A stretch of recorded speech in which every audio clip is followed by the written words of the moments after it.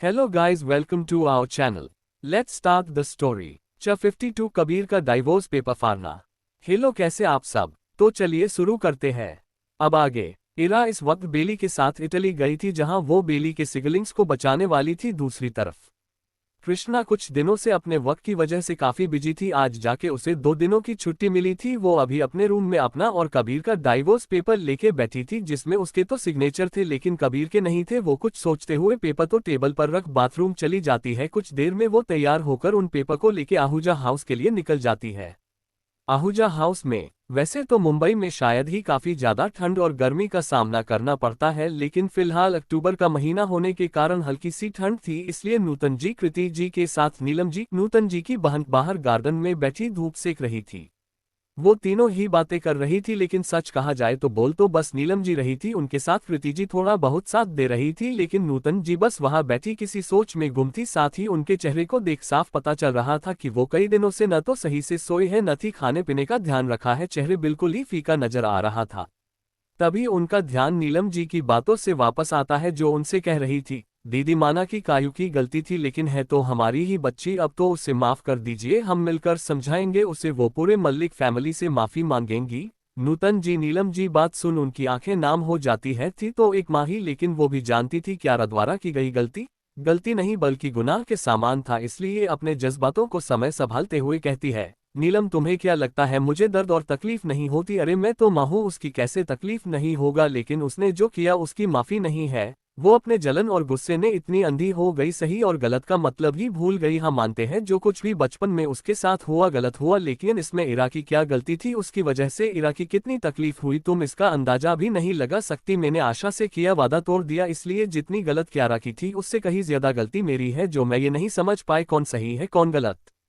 इतने दिनों इन्हीं बातों को सोच सोचकर उन्होंने खुद तो काफी तकलीफ पहुंचाया था। नीलम जी नूतन जी की बात सुन थोड़ा सा चिढ़ते हुए कहती है, क्या दीदी आप भी? अरे आप तो यहाँ उस आशा की बेटी के खातिर अपनी बेटी को माफ नहीं कर रही, साथ में खुद का भी ध्यान नहीं रख रही। लेकिन उसने क्या किया? अरे ढंग से बात तक नहीं करती। कोई और कुछ कहता तभी वहां कृष्णा आ गई। कृष्णा ने जाके पहले उन तीनों के पैर छू के प्रणाम किया। नूतन जी कृष्णा को देख थोड़ी हैरान हो गई, लेकिन उनकी आंखों में चमक देखा जा सकता था। वो खुश होते हुए कृष्णा को बैठे और नौकरों को उसके लिए चाय नाश्ता लाने को कहती है। कृष्णा नूतन जी के पास बैठ जाती है। उसे भी नूतन जी को देख दुख होता है, लेकिन उसके लिए अगर अब कोई मनाए रखता था वो थी इरा, इसलिए वो कुछ नहीं कहती। तभी उसकी नजर नीलम जी पर जाती है, जिसे देख जो अब उसके चेहरे पर जो नर्म स्वभाव थे वो कठोर हो जाते हैं। उसने अभी जो कुछ भी नीलम जी ने कहा था सब सुना था, लेकिन अभी वो कुछ नहीं कहती। लेकिन नीलम जी को कृष्णा को देख कहाँ चैन था। वो जैसे ही कृष्णा को देखा उनका तो चेहरा ही बिगड़ गया था, इसलिए अपनी तीखी जुबान से कृष्णा से कहती है, अब क्या करने आई हो तुम? जब मेरा कबीर हॉस्पिटल में था एक बार भी उससे मिलने नहीं आई और अब झूठा दिलासा देने आई है। मैंने तो पहले ही कहा था दीदी से तुमसे कबीर का ब्याह न कराए, लेकिन मेरी कौन सुनता है। यहाँ हूँ। नीलम जी अभी भी यही सोच रही थी कि कृष्णा पहले की तरह ही उनकी बातें सुनती जाएगी, जो कि उनकी सबसे बड़ी गलतफहमी थी, जिसे दूर करते कृष्णा कहती है, मासी उप्स सॉरी, अब तो हमारा कोई रिश्ता ही नहीं है। सो नीलम आंटी क्या कहा आपने? मैं यहाँ कबीर का हालचाल जानने आई हूँ। लगता है आपको गलतफहमी हो गई है। चलिए छोड़िए, वैसे भी आप बूढ़ी हो रही है, इस एज में ऐसी गलतफहमी होती रहती है। नीलम जी कृष्णा की बात सुन गुस्से से तमतमा जाती है। आखिर उन्हें अपनी जवानी को मेंटेन रखने के लिए न जाने क्या क्या नहीं किया, जिससे वो आज भी अपनी उम्र से कम दिखती है। लेकिन कृष्णा के कहे गए शब्द से उन्हें ऐसा हुआ जैसे वो सच में अब बूढ़ी हो गई, जो उन्हें बिल्कुल बर्दाश्त नहीं था। इसलिए वो लगभग गुस्से से चिल्लाते हुए कहती है, ए लड़की, अपनी जुबान को जरा काबू में रखो, वरना इसे कम करना मुझे अच्छे से आता है। अपने इसी जुबान के खातिर तुम मुसीबत में पड़ सकती हो, और कहीं ऐसा तो नहीं इसी जुबान के कारण कबीर तुम्हारे पास नहीं जाता? लड़कों को तीखी जुबान वाली नहीं मीठी चीनी पसंद आती है, जो तुम में नहीं है, इसी कारण तुम्हारा घर बसने से पहले ही टूट गया। कृष्णा को नीलम जी की बातें काफी हटकर जाती है, लेकिन वो अपने चेहरे पर नहीं दिखाती। वापस उसी कॉन्फिडेंस से कहती है, नीलम आंटी आपको मेरी तीखी जुबान की चिंता करने की कोई जरूरत नहीं है, क्योंकि किसी ने मुझसे कहा था मैं वो हीरा हूँ जिसे खोने पर दुख मुझे नहीं उससे होंगे जिसके पास में थी, इसलिए मेरी चिंता आप न ही करे तो बेहतर है। फिर नूतन जी को देख कहती है, बड़ी माँ क्या कबीर अंदर है? मुझे उससे कुछ जरूरी बात करनी है। नूतन जी जो कब से ऐसा देख रही उन्हें तो कुछ समझ नहीं आया, लेकिन कृष्णा की बात सुन अपना सर हाँ में हिला देती है, जिसे देख कृष्णा फौरन मेंशन के अंदर चली जाती है। जिसे जाते देख नीलम जी नूतन जी को देख कहती है, देखा दीदी इस लड़की को कैसे मुझसे जुबान लड़ा रही थी, आखिर न जाने आपको इस लड़की में ऐसा क्या दिख जो उसे अपनी बहू बना लिया। सिर्फ शकल अच्छी होने से क्या होता है, सूरत भी अच्छी होनी चाहिए। जो इस लड़की में नूतन जी नीलम की बातों को बीच में रोकते हुए कहती है, बस नीलम बहुत बोल लिया तुमने, चाहे कुछ भी, लेकिन एक बात उस बच्ची ने बिल्कुल सही कहा था, हमने हीरे को खो दिया है, अब कभी भी वो हमारी नहीं हो सकती। कृष्णा सीढ़ियों से सीधे कबीर के रूम के पास जाती है। वो इस वक्त कबीर के रूम के दरवाजे के सामने खड़ी थी। आज भी उससे याद है कैसे शादी के पहली रात को ही कबीर ने उसे इस दरवाजे पर खड़ा कर कहा था वो कभी भी इस दरवाजे से अंदर नहीं आ सकती, उसकी जगह कभी भी उसके रूम में नहीं होगी। इसलिए कृष्णा कभी भी कबीर के रूम में नहीं गई थी। आज भी वही खड़ी उसी चीज को याद कर दरवाजे को खटखटती है। कुछ देर नोक करने के बाद दरवाजा खुल जाता है। सामने Kabir white shirt black pant में था, साथ ही उसके कानों में ईयरबड लगे थे। दरवाजे से साफ दिख रहा था बेड पर उसका लैपटॉप रखा है, जिसे देख कृष्णा समझ जाती है अभी कबीर किसी मीटिंग में है। इसलिए वो कबीर को देख कहती है, मैं स्टडी रूम में आपका वेट कर रही हूँ, जल्दी आइए, मुझे कुछ बातें करनी है। कहकर वो स्टडी रूम की तरफ बढ़ जाती है।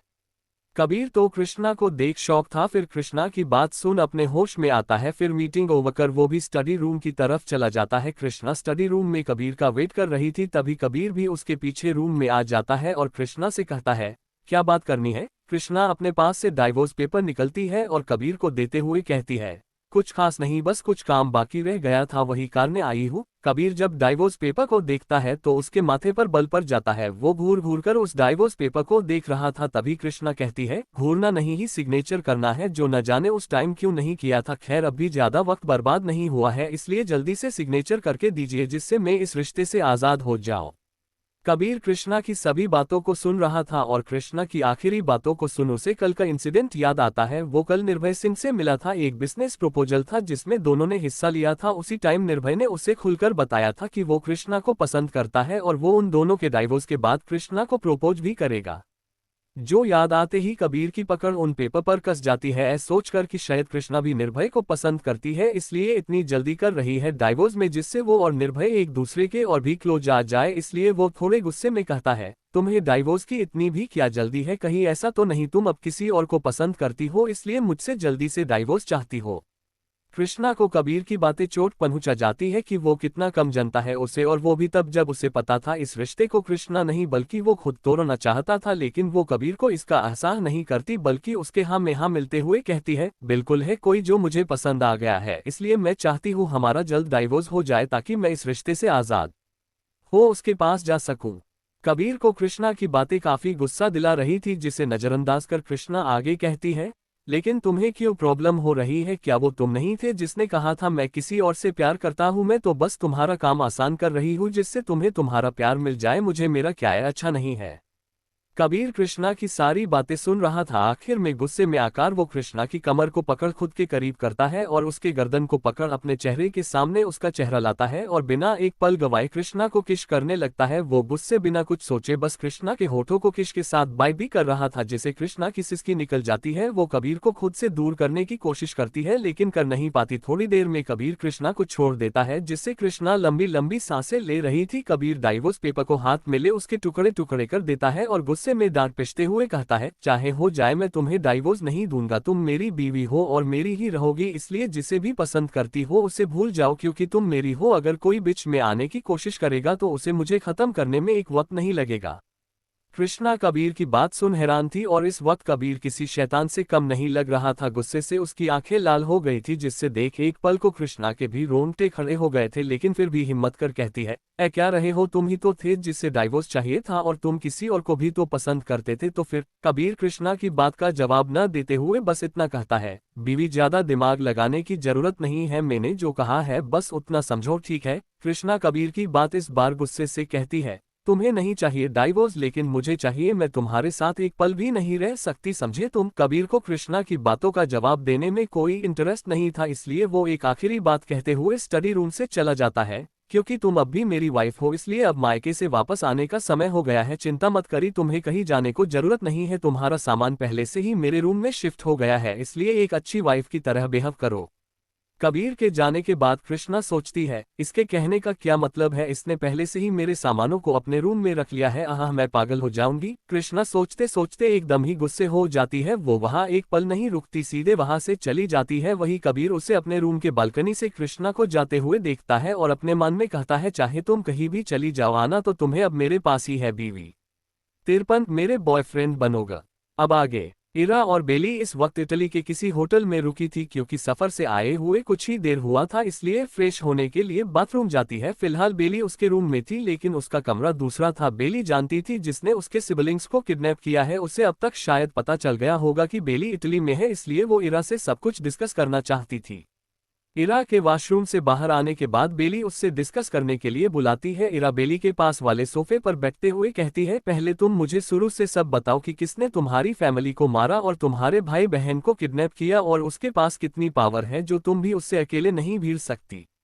बेली इरा का सवाल सुन उसे बताती है, मेरे दादाजी ने जब अपना बिजनेस स्टार्ट किया था उसके कुछ टाइम बाद उन्होंने एक बच्चे को अडॉप्टेड किया था जो मेरे बड़े पापा थे, वो काफी अच्छे थे, इसलिए दादाजी जी ने रिटायर के बाद कंपनी का सीईओ उन्हें बना दिया, जिसके कारण मेरे डैड उन्हें बिल्कुल पसंद नहीं करते थे, इसलिए बड़े पापा के सीईओ बनाने के कुछ टाइम बाद ही डैड ने उनको मरवा दिया, लेकिन किसी को नहीं पता था ऐसा डैड ने किया था। लेकिन कुछ टाइम के बाद बड़े पापा के बेटे यानी कि मेरे बड़े भाई को कुछ सबूत मिला, जिससे हमें पता चला उनको डैड ने मरवाया है, और तब से ही हमारी पूरी फैमिली डैड से अलग रहती थी, और डैड भी पता नहीं कहाँ चले गए थे, हम नहीं जानते थे, या फिर कहे हमने कभी जानने की कोशिश नहीं की। लेकिन कुछ दिन पहले ही हमें पता चला था डैड इटली के किसी माफिया के साथ काम रहे हैं, साथ ही उनकी नज़र हमारी फैमिली प्रॉपर्टी पर है जो हम भाई बहनों के नाम पर है। मुझे इसकी जानकारी नहीं थी क्योंकि मैं उस टाइम जापान में थी अपने मिशन के लिए, और जब मैं आई तो मुझे पता चला डैड ने सबको मरवा दिया और मेरे भाई बहन को किडनैप कर लिया, इसलिए मैंने अपने भाई बहन को बचाने के लिए यहाँ इटली आई थी, लेकिन मैं उन तक पहुँच भी नहीं पाई थी। उससे पहले ही उसने मेरे सभी साथी को काफी घायल कर दिया था और मजबूरन मुझे वापस इंडिया जाना पड़ा, वरना वो मुझे भी किडनैप कर सारी प्रॉपर्टी लेकर मुझे मेरे भाई बहन को मार देता। बेली काफी इमोशनल हो गई थी क्योंकि उसकी फैमिली मेंबर को मारने वाला उसका फादर ही था, और अब उसे और उसके भाई बहन को भी मार सकता है, बस किस लिए, कुछ प्रॉपर्टी के लिए। इरा बेली की बात सुन कुछ सोचते हुए कहती है, जहां तक तुमने मुझे बताया उसके हिसाब से उनके पास पावर और प्रॉपर्टी भी काफी है, तो फिर तुम्हारे डैड को तुम लोगों की प्रॉपर्टी क्यों चाहिए? माना कि तुम्हारी फैमिली इंडिया की 10 रिच फैमिली में आती है, लेकिन तुम्हारे डैड के लिए कुछ नहीं है। बेली इरा की बात सुन कहती है, जानती हूँ तुम क्या सोच रही हो, जो तुम सोच रही हो वो सच है, बात इतनी सी नहीं है, कुछ ऐसा ही जो डैड को चाहिए। इरा बेली की बात सुन उससे से पूछती है, क्या है ऐसा? तो बेली कहती है, लगभग 2 साल पहले मुझे पता चला था दादाजी की जो तिजोरी है उसमें कुछ ऐसा है जो उन्हें चाहिए। अभी मुझे इसलिए पता है क्योंकि एक दिन दादाजी को मैंने हमारे घर के तहखाने में जाते हुए देख लिया, तो मैंने उनका पीछा किया, लेकिन मैं अंदर नहीं जा सकी क्योंकि वहाँ काफी सिक्योरिटी थी जिसका तोड़ मुझे पता नहीं था। बस जब वो अंदर जा रहे थे मैंने उनके मुँह सब कहते सुना था। ऐसा नहीं है कि मैंने कोशिश नहीं की, लेकिन मैं उस सिक्योरिटी को ब्रेक नहीं कर पाई। इरा बेली की बात सुन सोच में पड़ जाती है, आखिर ऐसा क्या है जो इतने सिक्योरिटी में रखा है। लेकिन फिलहाल इस बात को छोड़ इरा बेली से कहती है, अगर वो सिक्योरिटी इतनी ही टाइट है तो तुम्हारे डैड कैसे उस तक पहुंचेंगे?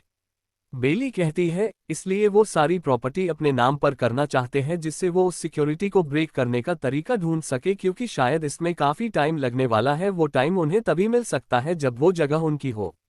इरा बेली की बात समझ जाती है, इसलिए अब वो दोनों ही आगे का प्लान डिस्कस करने लगते हैं। लगभग 2 घंटे बाद बेली इरा के रूम से जाती है। इरा दरवाजा बंद करने डोर के पास जाती है, वो डोर बंद करने वाली थी तभी उसे किसी की झलक नजर आती है जिसे देख वो हैरान थी। वो कंफर्म करने के लिए कि जो उसने देखा था क्या वो सच में वही थी, रूम से बाहर निकल जाती है और उस जगह जाती है जहाँ उसने झलक देखा था, लेकिन उसे कुछ नहीं दिखता है। इसलिए अपने खुद से कहती है, क्या मुझे सच में वहम हुआ था या फिर सच में मैंने क्यारा को देखा था? लेकिन ऐसा कैसे हो सकता है, मैंने खुद उसकी सारी जांच की है, वो अभी भी लॉकअप में बंद है, लगता है मुझे वहम ही हुआ था, कुछ ज्यादा ही काम रही हूँ इसलिए।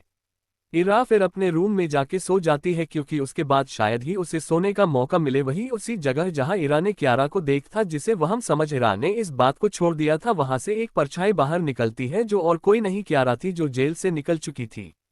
क्यारा इरा के रूम को देख कहती है, पिछली बार मैंने होनी बेवकूफ़ी में खुद को फंसा लिया था और तुम्हें बस एक मामूली लड़की समझा था जिसे बेवकूफ़ बनाना आसान था, लेकिन मुझे तो पता ही नहीं था जिस डार्क मून सभी डरते हैं वो तुम हो। काफ़ी अच्छे से अपनी पहचान छुपाई थी तुमने, लेकिन कोई बात नहीं, जो तकलीफ तुमने मुझे उस लॉकअप में दिया था उसका 100 गुना मैं तुम्हें वापस करूंगी, क्योंकि इस बार मैं अकेली नहीं हूँ, काफ़ी सारे लोग तुमसे पीछा छुड़ाना चाहते हैं और इस बार तो कोई ऐसा है मेरे साथ जिसे देख तो तुम्हारे भी होश उड़ जाएंगे। हा हा हा हा।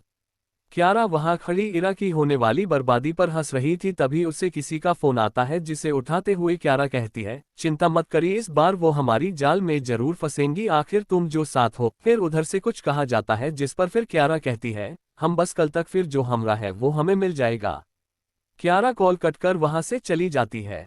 इंडिया में कृष्ण इस वक्त उसी बीच पर थी जहां वो पहले इरा के साथ आई थी। वो वहां खड़ी खुद से बात कर रही थी, कबीर आपको सच में लगता है जो आपने किया था मैं उसे भूल आपके साथ रहूंगी? बिल्कुल नहीं, शायद आप अभी तक मुझे सही से जान नहीं पाए हैं। मैं अब वो नहीं रही जो आपके आगे पीछे घूमती थी, जो आपने मेरे साथ किया है न उसे मैं बिल्कुल माफ नहीं करूंगी, इसका हर्जना तो आपको देना ही होगा।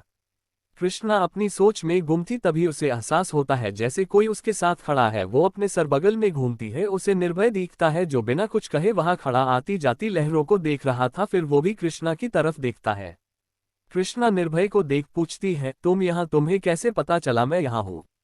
उसकी बात सुन निर्भय कहता है, मैं तो बस यूं ही यहाँ आया था और तुम मुझे दिख गई तो तुम्हारे पास चला आया। निर्भय काफी सफाई से कृष्णा से झूठ बोल देता है कि वो वहां उसके लिए नहीं आया था। कृष्णा को निर्भय की बातें सच लगती है, इसलिए वो ज्यादा नहीं सोचती, फिर अपने सोच में गुम हो जाती है, जिसे देख निर्भय ही कृष्णा से पूछता है, क्या मैं जान सकता हूँ तुम यहाँ क्या कर रही हो और तुम्हारे चेहरे पर बाजा क्यों बजा है? कृष्णा निर्भय की बात सुन उसे घूर कर देखती है और फिर से समुंदर की तरफ देखते हुए कहती है, मैं बस परेशान हूँ और कुछ नहीं। निर्भय कृष्णा का हाथ पकड़ वहां पास में रखे चेयर पर बैठा देता है, साथ में वो भी उसके बगल वाले चेयर पर बैठ जाता है और कृष्णा की आंखों में देखते हुए कहता है, बोलो क्या प्रॉब्लम है, मैं हेल्प करूंगा तुम्हारी, चाहे उसके लिए मुझे कुछ भी करना पड़े।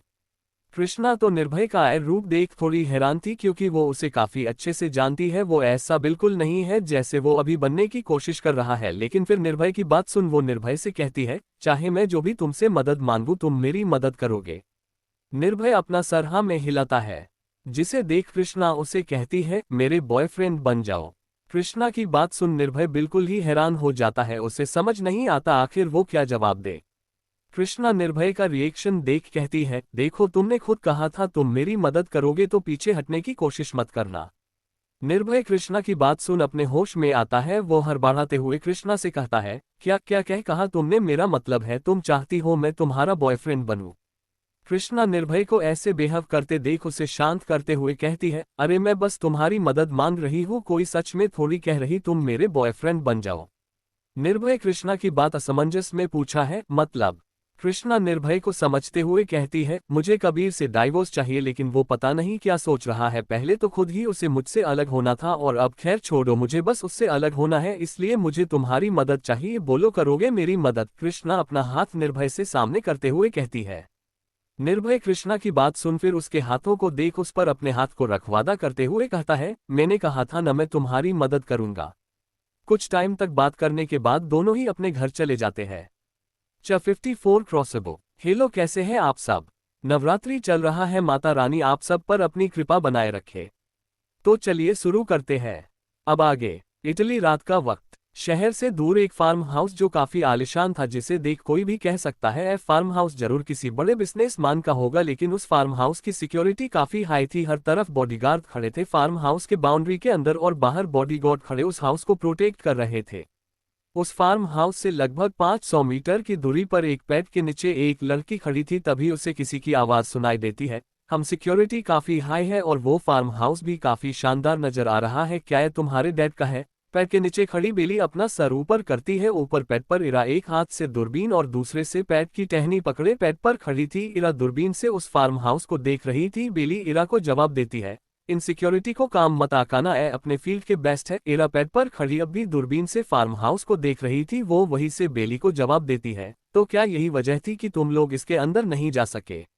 बेली इरा का सवाल सुन कुछ नहीं कहती है, जिस पर इरा को समझ आ जाता है वो सही है। बेली फिर से इरा से कहती है, तुम्हें पता है इन बॉडीगार्ड को क्या कहते हैं? राक्षस। राक्षस कहते हैं इनसे तुम। मार्शल आर्ट से नहीं जीत सकती, इन्हें बचपन से ही ऐसी ट्रेनिंग दी जाती है जिसका अंदाजा भी कोई नहीं लगा सकता। इरा बेली की बात सुन परेशान होने की जगह मुस्कुराने लगती है, लेकिन उसकी मुस्कान कोई नॉर्मल मुस्कान नहीं थी। वो खुद से कहती है, राक्षस हम इंटरेस्टिंग, भले ही वो राक्षस हो लेकिन उनकी बॉडी अभी भी इंसानी ही है।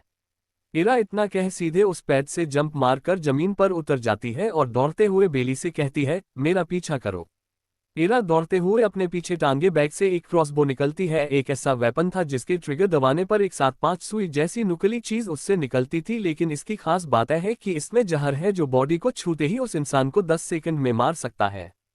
इरा क्रॉस बो को बॉर्डर के बाहर खड़े गॉड पर निशाना लगाती है जो बिल्कुल परफेक्ट उसे दिल के पास जाके लगता है, जिससे उसकी वही मौत हो जाती है। ऐसी ही इरा बस कुछ ही टाइम में बाहर खड़े सभी गॉड को मार देती है। क्योंकि इरा काफी तेज थी इसलिए उन गॉड को रिएक्ट करने का मौका भी नहीं मिला, इसलिए अंदर के बॉडीगार्ड को कुछ पता नहीं चला। लेकिन इरा जानती थी अंदर तो बाहर से भी ज्यादा बॉडीगार्ड थे, जिसे मरना अकेले इरा के लिए काफी मुश्किल था। इसलिए वो अपने लेफ्ट हैंड में एक वॉच था, उसका साइड बटन प्रेस करती है और फिर वही एक पैड के पास खड़ी हो जाती है। कुछ ही टाइम में वहां इरा के मून ग्रुप के सीक्रेट बॉडीगार्ड आ जाते हैं। वो लगभग 50 के आसपास थे। इरा उन सभी को कुछ इंट्रैक्शन देती है जिसे समझ वो सारे बॉडीगार्ड किसी बहुत की तरह गायब होकर उस फार्म हाउस की तरफ बढ़ने लगते हैं। कोई सीधे गेट से जा रहा था, कोई बाउंड्री से कोई एक पैड से दूसरे पैड के सहारे और कोई सीधे जंप कर बाउंड्री पर कर रहा था। लगभग 2 मिनट बाद बेली इरा के साथ उस फार्म हाउस के गेट के पास से अंदर जाती है, लेकिन अंदर का नजारा देख बेली की आंखें और मुंह खुला का खुला रह जाता है। वो आंखें फाड़े कभी इरा को तो कभी उसे बॉडीगार्ड को देखती है, क्योंकि सामने सारे बॉडीगार्ड की लाशें थी जो इरा के बॉडीगार्ड द्वारा मारे गए थे। उन सबको देख साफ पता चल रहा उन सभी को जहर से ही मारा गया था। बेली अपना सरना में हिलाते हुए कहती है, राक्षस है नहीं तुम सब हो। फिर इरा के क्रॉस बो की तारफ देखते हुए कहती है, ए वेपन तो मैंने कभी नहीं देखा, तुम तो कुछ और इस्तेमाल करती हो।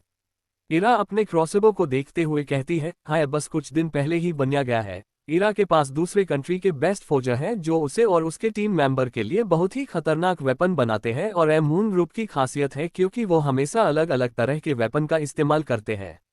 इरा अपने बॉडीगार्ड को सब कुछ साफ करने को कहती है और बेली के साथ फार्म हाउस के अंदर चली जाती है। वो फार्म हाउस सच में काफी आलीशान था, लेकिन उसके अंदर कोई नजर नहीं आ रहा था, जैसे कि वहां कोई रहता ही नहीं हो। इरा और बेली हर तरफ नजर दौड़ाती है लेकिन वहां पर कोई नहीं था। तब तक इरा के बॉडीगार्ड भी आ जाते हैं, जिसे इरा उस पूरे फार्म हाउस को चेक करने को कहती है। कुछ देर तक पूरे फार्म हाउस को देखने के बाद भी उन्हें कुछ नहीं मिलता, जिस पर इरा बेली को कहती है, क्या सच में तुम्हें जो इन्फॉर्मेशन मिली थी वो सही थी? बेली बस अपना सर हिला देती है क्योंकि उसका चेहरा बिल्कुल ही मुरझा गया था। तभी एक बॉडीगार्ड दौड़ते हुए इरा के पास आता है और इरा से कहता है, बॉस नीचे कुछ है। बेली और इरा दोनों ही उस बॉडीगार्ड के पीछे चले जाते हैं। वो तीनों बेसमेंट में जाते हैं जहां हल्का सा रोशनी नजर आ रहा था। उसी रोशनी में उन तीनों को 2 लोग नीचे बेहोश मिलते हैं, जिसे देखते ही बेली पहचान जाती है उसके ही भाई बहन है, इसलिए वो दौड़ते हुए वहां चली जाती है और उन दोनों को उठते हुए कहती है, भाई उठो अनु, बच्चा आंखें खोले, भाई अनु प्लीज उठ जाओ। बेली रोते हुए दोनों को उठाने की कोशिश करती है। तभी इरा उसके पास जाके कहती है, बेली शांत हो जाओ, शायद दोनों बेहोश है, उन्हें हॉस्पिटल लेके जाना चाहिए, अभी ठीक है। इरा फिर अपने और कुछ बॉडीगार्ड को बुलाकर उन दोनों को हॉस्पिटल लेके जाने को बोलती है और अपने बॉडीगार्ड को भी फिलहाल वहां से चले जाने को बोलती है क्योंकि अभी उनका कोई काम नहीं था।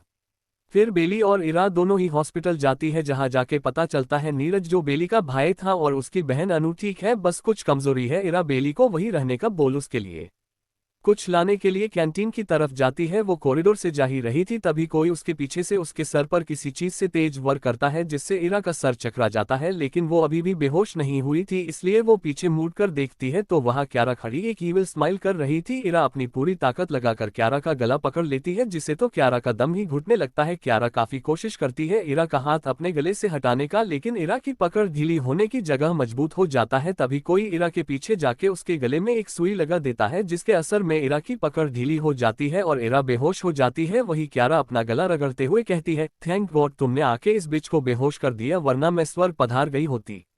जिस पर सामने खड़े इंसान ने मुस्कुरा दिया। इंडिया। इरा के दोस्त मोना, मनन, नील और ईशानी अपने क्लास में बैठे थे, लेकिन उनका मन नहीं लगता। आखिर इरा जो नहीं थी। ईशानी थोड़ा उदास होते हुए कहती है, यार 1 हफ्ता बीत गया लेकिन अभी तक इरा वापस नहीं आई, कॉल करो तो उठती नहीं, बस मैसेज से जवाब देती है कि अभी बिजी हूँ। इतना भी क्या बिजी की एक कॉल न कर सके। जिस पर मनन भी थोड़े गुस्से में कहता है, सब उस बेली की वजह से हो रहा है, उसकी वजह से आज बड़ी हमारे साथ नहीं है। फिर कुछ सोचते हुए कहता है, क्यों ना हम बडी को सरप्राइज देने इटली जाए, देखना पक्का वो हमें देख खुश हो जाएगी।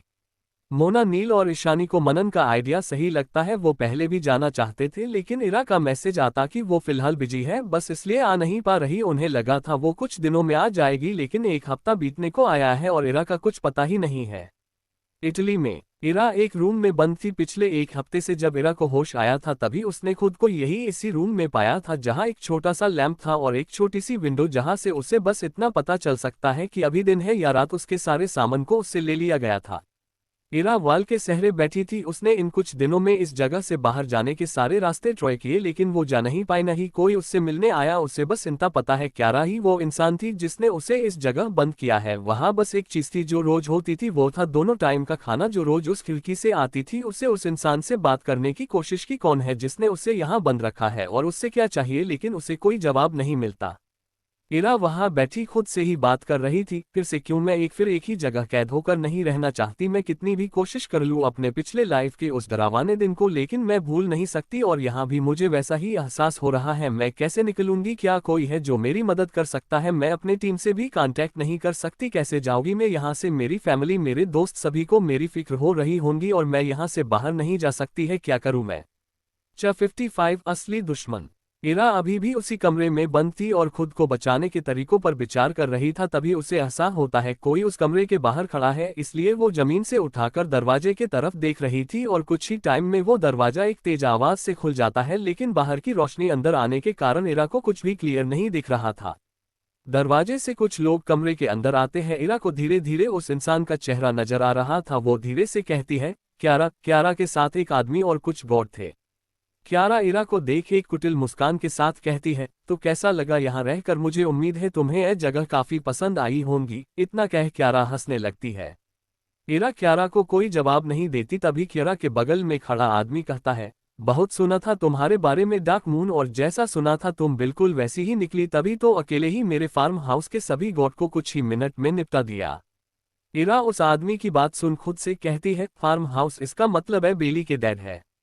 क्यारा बेली के डैड को कहती है, अंकल सान, मैंने तो पहले ही कहा था अगर इरा तुम्हारी बेटी का साथ देती है तो उसे तुम्हारे गॉड को मरना बस एक खेल होगा। क्यारा की बात सान कहते हैं, हम सही कहा, तभी तो हम तुम्हारी योजना पर चल रहे थे। इरा उन दोनों की बात सुन चौंक जाती है। वो उसी हैरानी में कहती है, क्या मतलब है तुम्हारा? इरा की बात सुन क्यारा हंसते हुए कहती है, हाँ देखो तो कैसी तर्क रही है। तुम्हें जो भी जानना है बाद में बिस्तर से बताएंगे, लेकिन अभी नहीं, क्योंकि अभी तो बहुत कुछ तुम्हें देखना बाकी है। क्यारा अपने गॉड को इशारा करती है कि वो इरा को पकड़ ले, जिस पर सभी गॉड इरा की तरफ बढ़ने लगते हैं। इरा उन सभी को अपने तरफ आते देखती है। तभी एक गॉड उसका हाथ पकड़ने की कोशिश करता है, लेकिन इरा उससे पहले ही उस गॉड के हाथों पर एक जोरदार लात मार देती है, जिससे उस गॉड की चीख निकला जाती है, जिसे सुन बाकी के गॉड थोड़े घबरा जाते हैं, लेकिन फिर भी इरा को पकड़ने के लिए आगे बढ़ते हैं, जिसे देख इरा भी अपने एक्शन मूड में आ जाती है। सारे गॉड इरा को घेर लेते हैं। एक गॉड अपने हाथ में चाकू लेके इरा की तरफ बढ़ते हुए उसके मारने की कोशिश करता है, लेकिन इरा उसका चाकू पकड़ उससे छीन लेती है और उसी के उसके कंधे में घुसा देती है। कुछ ही देर में सारे गॉड वही ढेर दर्द से कराह रहे थे, जिसे देख क्यारा और सान चौंक जाते हैं और वो देखते हैं इरा अब उनके तरफ ही बढ़ रहे हैं। इरा जैसे ही उन्हें मारने वाली थी, क्यारा जोर से कहती है, इरा रुक जाओ वरना तुम्हारे दोस्त मारे जाएंगे। इरा क्यारा की बात रुक जाती है और उसे से पूछती है, दोस्त किसकी बात कर रही हो तुम? वो सारे इंडिया में हैं, तो मुझे बेवकूफ बनाने की कोशिश मत करना। क्यारा इरा की बात सुन कहती है, वही जिसके साथ तुम आई थी। इरा क्यारा का मतलब समझते हुए कहती है, बीली। जिस पर सान कहता है, हाँ बिल्कुल मेरी प्यारी बेटी, वो मेरे कब्जे में है, साथ में उसके भाई बहन भी। अगर तुम हमारे साथ नहीं जाओगी तो वो सारे मारे जाएंगे, और मत समझना मुझे उनकी परवाह है। इरा कुछ देर तक वैसी ही खड़ी बेली की बात सोचने लगती है। हाय सच है, अभी वो चाहे तो यहाँ से जा सकती है, लेकिन फिर उसने जो बेली से वादा किया था कि वो उसके भाई बहन को कुछ नहीं होने देगी, यही सब सोचते हुए वो हाँ में सर हिलाते हुए क्यारा के साथ जाने के लिए मान जाती है। क्यारा इरा को मानते देख खुश हो जाती है और सभी को चलने के लिए बोलकर खुद इरा के साथ जाने लगती है। कुछ देर के बाद इरा एक खाली जगह पर रुकती है। वो आसपास नजर दौड़ाती है, जहां उसे सिवाय अंधेरे के कुछ नहीं मिलता। वो चारों तरफ देख रही थी, तभी लाइट ऑन होती है और इरा को उस लाइट की रोशनी में बेली दिखती है, जिसकी हालत बहुत खराब थी। बेली के पूरे बॉडी पर कई कट्स के निशान थे, जहां से खून बह रहा था। वहीं उसके बगल में उसके भाई बहन नीरज और अनु, जो काफी कमजोर नजर आ रहे थे। इरा दौड़ते हुए बेली के पास जाती है। वो उसे कहती है, बेली क्या हुआ, तुम तो हॉस्पिटल में थी फिर यहाँ। इरा के न चाहते हुए भी उसके आंखों से आंसू गिरने लगते हैं क्योंकि बेली से तो कुछ बोला भी नहीं जा रहा था। उसे ऐसे देख इरा को काफी तकलीफ हो रही थी।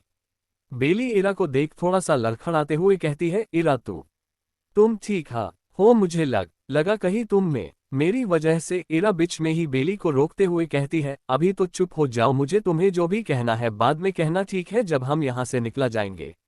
इरा बेली से बात कर ही रही थी तभी उसे किसी की आवाज सुनाई देती है जिसे सुन वो एकदम से धक से रह जाती है। वो कंफर्म करने के लिए कि जो आवाज अभी उससे सुनाई दी है क्या सच है, वो पीछे मुड़ती है।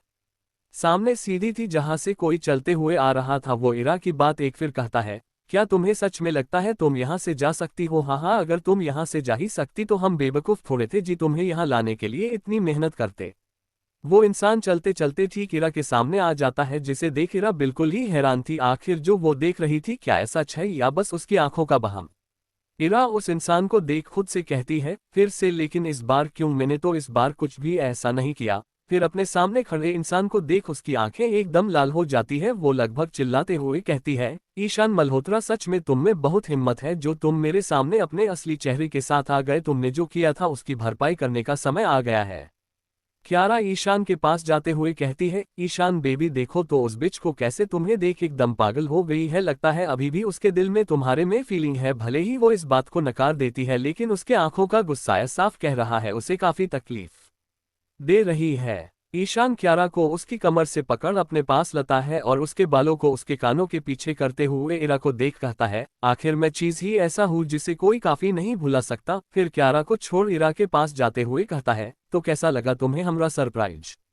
इरा ईशान की बात सुन गुस्से में एक मुक्का सीधे ईशान की चेहरे पर मारने की कोशिश करती है लेकिन तभी एक चीज उसके पैरों में चुभती है जिससे इरा बैलेंस नहीं बना पाती और नीचे गिर जाती है। ईशान इरा को नीचे गिरे देख घबराते हुए कहता है, इरा क्या हुआ, तुम ठीक तो? कहीं तुम्हें ज्यादा तो नहीं लगी?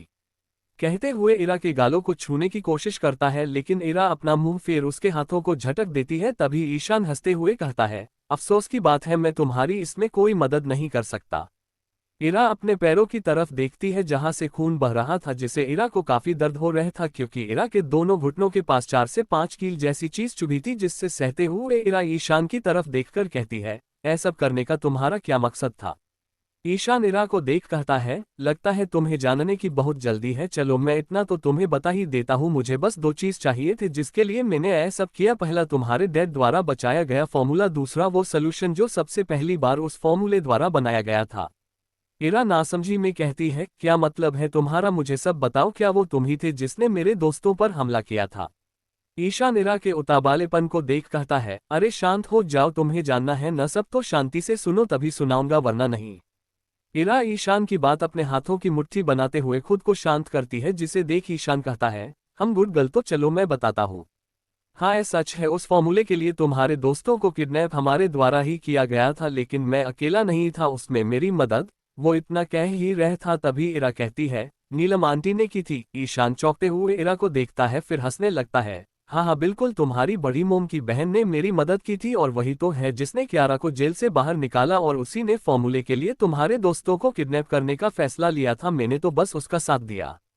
इरा गुस्से में कहती है, कैसे इंसान हो तुम? तुम्हें तो अपनी बहन ईशानी की भी परवाह नहीं है, उसे भी चोट पहुंचने से तुम बाज नहीं आए।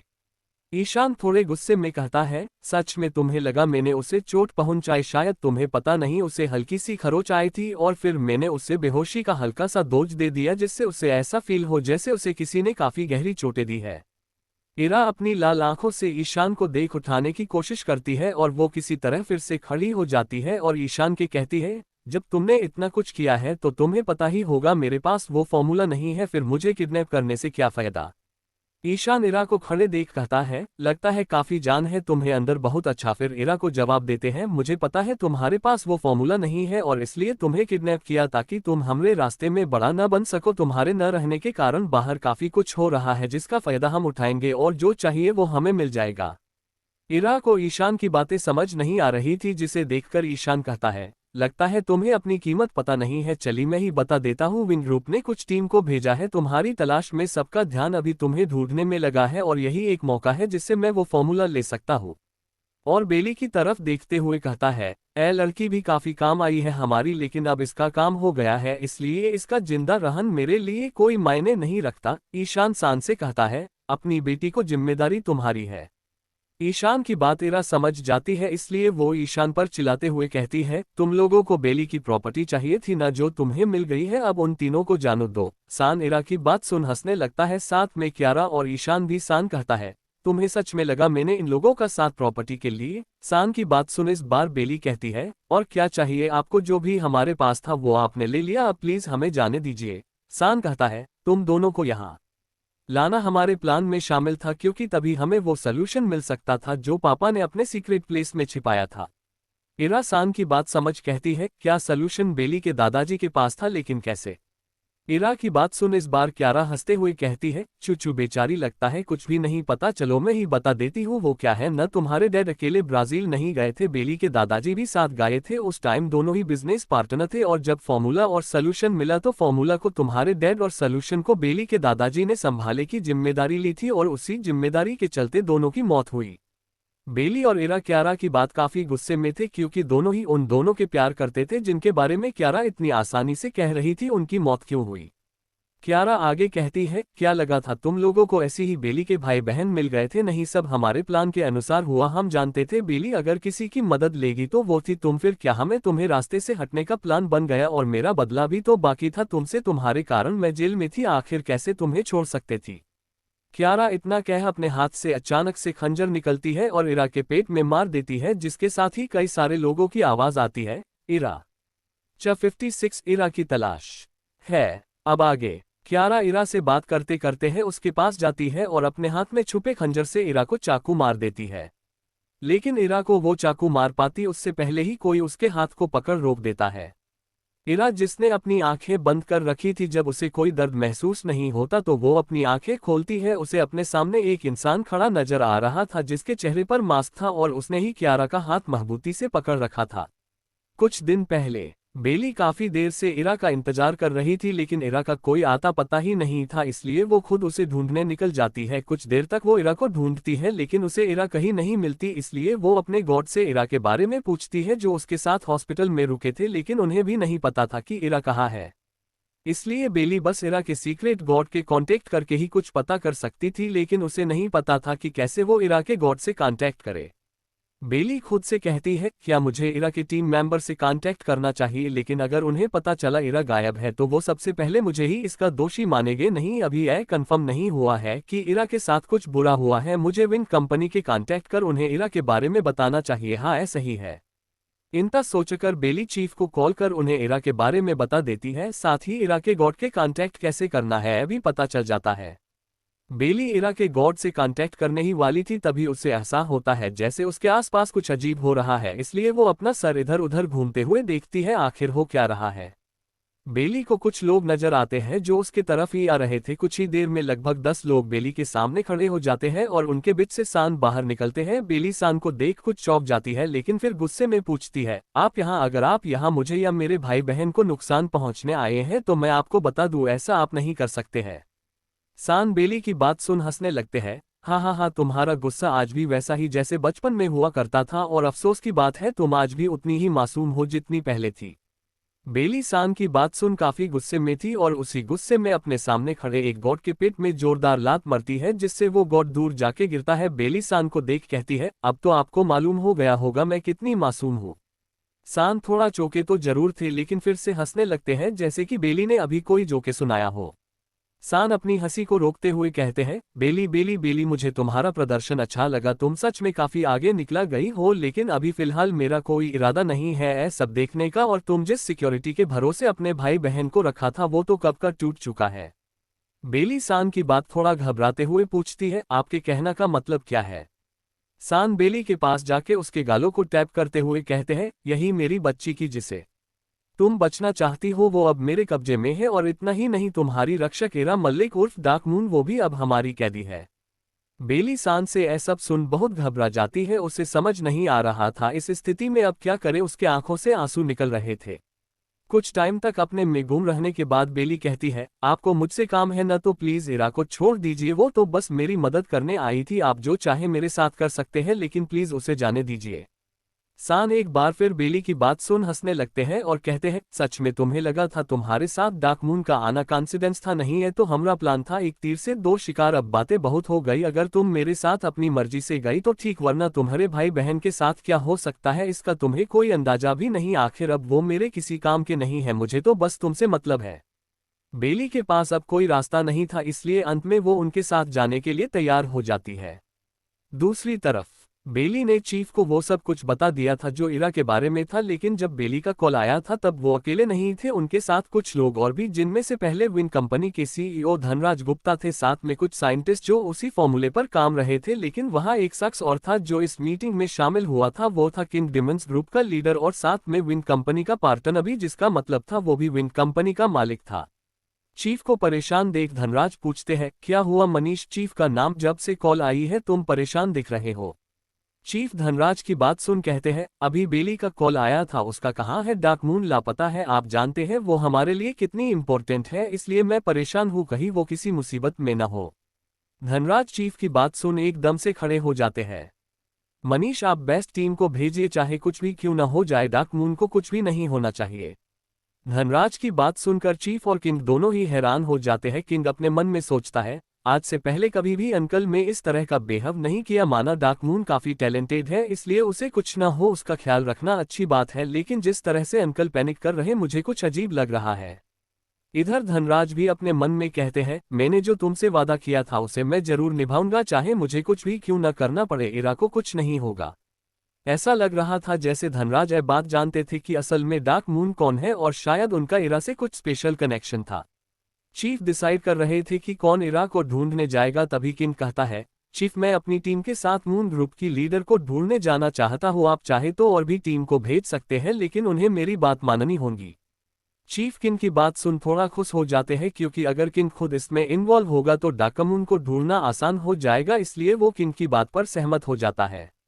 किंग अपनी टीम के साथ इटली पहुंचकर जानने की कोशिश करता है आखिर इरा के साथ क्या हुआ, और तभी उसे पता चलता है इरा के साथ बेली और उसके भाई बहन भी गायब है, और बेली के गॉड तो पहले ही मारे गए हैं, इसलिए वो इरा के गॉड से कांटेक्ट करता है, लेकिन उन्हें भी कुछ पता नहीं था। लगातार कुछ दिनों तक सर्च करने पर उन्हें सान का फार्म हाउस मिल जाता है, लेकिन कुछ और खास जानकारी नहीं मिलती। तभी एक गॉड किंग तो बताता है कि मून ग्रुप के बाकी के मेंबर को इटली में देखा गया है। इटली के एक होटल में मनन के कहने पर उसके बाकी के दोस्त आखिरकार इटली आ ही गए थे और अभी होटल के एक रूम में थे, लेकिन उनके चेहरे से साफ पता चल रहा था कि वो काफी चिंता में थे। ईशानी अपने हाथ में पकड़े फोन को देखते हुए कहती है, ए लोग ऐसा कैसा कर सकते हैं, जान इतने दिनों से गायब है और हमें अभी खबर पहुंचाया जाया रहा, वो भी तब जब उन्हें पता चला कि हम इटली में हैं, वरना तो शायद वो हमें बताते भी नहीं, बस एक बार जान मुझे मिल जाए फिर बताती हूँ चीफ को। उसकी बात सुन बाकी तीन भी गुस्से में दिख रहे थे, क्योंकि इतने दिनों से जो इरा के नंबर से मैसेज आ रहा था वो विन कंपनी के द्वारा आ रहा था, और अभी अभी उन्हें एक फोन आया था जिसमें इरा और बेली के साथ क्या हुआ है बताया, साथ में अभी की डिमंस ग्रुप खुद इरा को ढूंढ रही थी। वो चारों आगे कैसे इरा को बचाए यही सोच रहे, तभी उनके रूम का दरवाजा नॉक होता है, जिसे सुन नील दरवाजा खोलता है। सामने एक आदमी खड़ा था जिसे देख वो पहचान जाते हैं डिमंस ग्रुप के गॉड है। वही सामने खड़ा गॉड अपने सामने देखता है, जहां उसे चार लोग दिखते हैं जिनके भी चेहरे पर मास्क था, क्योंकि इरा यहाँ डाकमून बन के आई थी इसलिए वो भी यहाँ अपनी असली पहचान छुपाकर मून ग्रुप के मेंबर बनकर आए थे। गॉड नील को एक चिट्ठी देता है जिसे लेकर नील, पता है मेरे गॉड के साथ आ जाओ किंग। उसमें बस इतना ही लिखा था, लेकिन वो सभी इसका मतलब समझ गए थे, इसलिए वो चारों उस गॉड के साथ चले गए। वो चारों उस गॉड के साथ एक बंजर जैसी दिखने वाली जगह पर थे, और वहीं पर डिमंस ग्रुप के मेंबर उनका इंतजार कर रहे थे, और उनके आने पर दोनों ग्रुप के मेंबर एक साथ बैठकर डिस्कस कर रहे थे आगे उन्हें क्या करना है।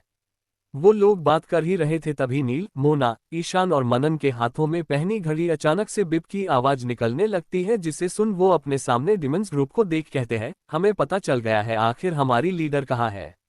उनकी बात सुन बिना एक पल गवाए वो लोग उस दिशा की ओर बढ़ जाते हैं जहां से सिग्नल आ रहा था, और सिग्नल किसी और ने नहीं बल्कि इरा ने ही भेजा था।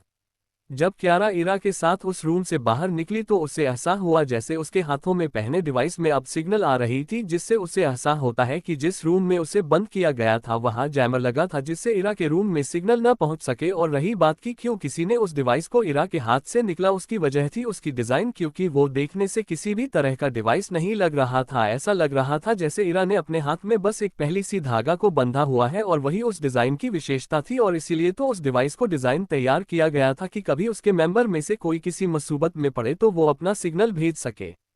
प्रेजेंट टाइम इरा के आगे कोई और नहीं किंग खड़ा था, और तभी इरा के बाकी के दोस्त भी आ जाते हैं, जिसे देख इरा उनके गले लग जाती है। वही किंग की नजर अपने सामने हो रही चीजों को देख हैरान रह जाता है। च 57 असली कौन नकली कौन। आगे इरा अपने दोस्तों को देख काफी खुश हो जाती है और उसके दोस्त भी इरा को सही सलामत देख रिलैक्स फील करते हैं। इन कुछ ही घंटों में उनकी जान निकल गई थी। ईशानी इरा को चेक करते हुए पूछती है, जान क्यों, तुम ठीक हो? तुम्हें पता भी है जब हमें पता चला कि तुम गायब हो हमारी जान निकल गई थी। इरा ईशानी और अपने बाकी के दोस्तों के गले लगते हुए कहती है, तुम सब के रहते हुए मुझे कुछ हो सकता है, मेरी ढाल तो तुम ही सब हो, चिंता मत करो मैं बिल्कुल ठीक हूँ। क्यारा अपने हाथ की तरफ देखती है जिसे किसी ने बहुत मजबूती से पकड़ रखा था। वो अपना चेहरा सामने करती है जहां एक मास्कमैन उसके दिखता है जिसने उसका हाथ कस के पकड़ रखा था, जिससे क्यारा को काफी दर्द महसूस हो रहा था। साथ ही उसकी नजर बाकी सब पर जाती है जिसे देख उसका चेहरा पीला पड़ जाता है, क्योंकि उसे इस बात का अंदाजा हो गया था कि अब उसका प्लान फेल हो गया, इसलिए वो अपना हाथ उस मास्कमैन से छुड़ाने की कोशिश करती है। किंग जिसका ध्यान अभी इरा पर था, जिसे देखकर उसे काफी शौक लगता है। उसे काफी नहीं लगा था कि इरा ही डार्क मून है। तभी वह क्यारा की हरकत से अपने होश में आता है, फिर उसका ध्यान क्यारा की तरफ जाता है जिसे उससे फिर से झटका लगता है, क्योंकि उसे जहां तक पता था उसके हिसाब से इरा ने काफी अच्छा इंतजाम किया था ताकि क्यारा लंबे समय तक जेल में रहे। किंग देखता है क्यारा अपना हाथ उससे छुड़ाने की कोशिश कर रही है। वो देखता है क्यारा के हाथ में चाकू है जिसे वो इरा को मारने वाली थी, जिसे सोचकर उसकी आंखें कठोर हो जाती है। वो गुस्से में क्यारा को घूरने लगता है। क्यारा किंग की इतनी लाल आंख देख बिल्कुल सहम जाती है। किंग गुस्से में क्यारा के हाथ से नाइफ को छीनकर उसे काफी दूर धक्का दे देता है, जिसे क्यारा काफी दूर जाके गिरती है और इतनी जोर से गिरती है कि दर्द से उसकी आंखों में आंसू आ जाते हैं। किंग क्यारा की तरफ बढ़ ही रहा था कि तभी उसे कोई दिखता है जो दौड़ते हुए क्यारा के पास जा रहा था। अब तक तो सभी को पता चल गया होगा कि पहले जो ईशान था वो नकली था, सो अब से उसे नकली ईशान ही कहेंगे। क्यारा अपने दर्द की वजह से उठ नहीं पा रही थी, तभी वो देखती है नकली ईशान उसके पास आ रहा है। नकली ईशान क्यारा के पास जाके कहता है, आर यू ओके? फिर सहारा देकर वो क्यारा को उठता है और पास के ही चेयर पर बिठा देता है और अपने सामने आए लोगों को देख कहता है, भले ही तुम लोगों ने इरा को ढूंढ लिया है, लेकिन न तो तुम सब उसे बचा पाओगे नहीं खुद को, यहाँ तुम सब की मौत ही तुम्हें यहाँ लेकर आई है। उसके इंता कहते ही उसके पीछे से अनगिनत लोग अपने हाथ में हथियार लेकर आने लगते हैं। सभी के हाथ में नई टेक्नोलॉजी के बानी गन्स थी। इधर बाकी डीमंस और मून ग्रुप के मेंबर तो नकली ईशान को देख सदमे में खड़े थे। ईशानी नकली ईशान को ऐसे देख उसके आंखों में आंसू आने लगते हैं। वो इरा के कहती है, जाने भाई नहीं हो सकते, वो कैसे हम लोगों को चोट पहुंचा सकते हैं? मैं तो भाई की इश्यू हूँ, वो मुझे तकलीफ देने के बारे में सोच भी नहीं सकते। प्लीज जान भाई से कहीं ना वो ऐसा न करे, मुझे उन्हें ऐसे देखकर बहुत तकलीफ हो रही है, मुझे विश्वास नहीं हो रहा है। मेरे भाई, हाय मेरे भाई कैसे हो सकते हैं? नील, मोना, मनन वो तीनों कुछ बोल नहीं रहे थे, क्योंकि उन्हें भी विश्वास नहीं हो रहा था कि ईशान सच उन्हें और खासकर इरा को चोट पहुंचा सकता है। इरा ईशानी की हालत देख ईशान पर गुस्सा करते हुए कहती है, ईशु हम नहीं जानते कि लोगों के मन में क्या होता है, सामने से कुछ और पीठ पीछे कुछ और। रही बात तुम्हारे भाई की तो उसे समझना किसी के बस की बात नहीं है। मुझे पता था कि वो मुझे चोट पहुंचा सकता है, लेकिन मुझे कभी नहीं लगा था कि वो अपनी फैमिली को भी तकलीफ देने से पीछे नहीं हटेगा। इरा को आज फिर से ईशान को क्यारा का साथ देते देख बहुत तकलीफ होता है, लेकिन उसके चेहरे पर बस ईशान के लिए नफरत की नजर आ रही थी। ईशानी इरा की बात सुन कुछ नहीं कहती, उसके पास जवाब ही नहीं था। डीमंस ग्रुप के बाकी के मेंबर भी काफी हैरान होते हैं। वो काफी किंग को देखते तो काफी बहरूपिया ईशान को, क्योंकि बाकी सबको भले ही नहीं पता था, लेकिन वो अच्छे से जानते थे कि किंग की ईशान है। लेकिन अगर कोई सबसे ज्यादा हैरान कोई था वो था किंग, जिसने खुद के शकल वाले किसी इंसान को देखा था और उसने इरा और बाकी सबकी बात भी सुन ली थी, जिससे उसे पता चल गया था कि मून ग्रुप इरा के ही बाकी के दोस्त है। साथ में सामने खड़े नकली ईशान ने खुद को असली ईशान बताया है और इरा और अपनी बहन द्वारा कहे गए शब्द उसे हटकर रहे थे, खासकर इरा के वो शब्द जिसने उसके कहा था कि ईशान उसे चोट पहुंचा सकता है। वो अपने मन में कहता है, क्या सच में इरा मेरे बारे में सोचती है? मैं उसे चोट पहुंचा सकता हूं। पहले मैंने बेवकूफ़ी में कई गलतियां की है, लेकिन उसे चोट पहुंचना इससे अच्छा मैं मरना पसंद करूंगा। सभी अपने सोच में गुम थे, तभी नकली ईशान के लोग उन पर अटैक करने लगते हैं, इसलिए वो सब भी अपने गौर जो बाहर खड़े थे उन्हें बुलाते हैं और खुद भी लड़ने लगते हैं क्योंकि अटैकर बहुत थे।